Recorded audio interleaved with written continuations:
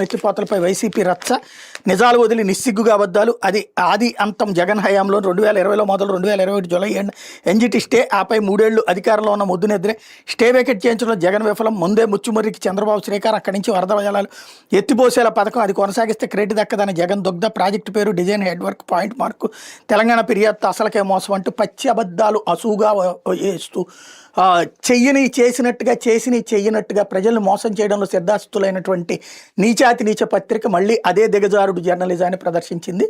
ముచ్చుమర్రి అన్నటువంటిది రాజశేఖర రెడ్డి హయాంలోనే స్టార్ట్ అయినటువంటిది. దాన్ని తర్వాత చంద్రబాబు నాయుడు మరొకసారి ఇనాగరేషన్ చేసుకొచ్చినటువంటిది. ఇంకొకటి ముచ్చుమర్రితో జరిగేటటువంటి 0.6 టీఎంసీలు కూడా వెళ్ళవు అక్కడి నుంచి. దానికి ఇంకోటి రాయలసీమ ఎత్తిపోతల వలన చాలా పెద్ద నష్టం తెలంగాణకు అని చెప్పి స్వయంగా రేవంత్ రెడ్డి చెప్తూ దాని గురించి అక్కడ రచ్చ జరిగి నేను చంద్రబాబుతో మాట్లాడి ఆపిచ్చానంటే అబ్బెబ్బే లేదు అంతకుముందే ఆపిందని ఇదే జ్యోతి ఇంతకుముందు రాసింది.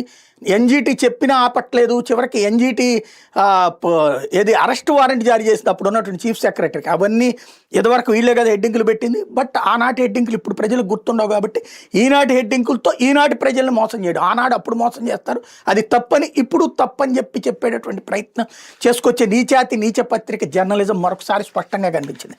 కాకపోతే మళ్ళీ అదే విషయం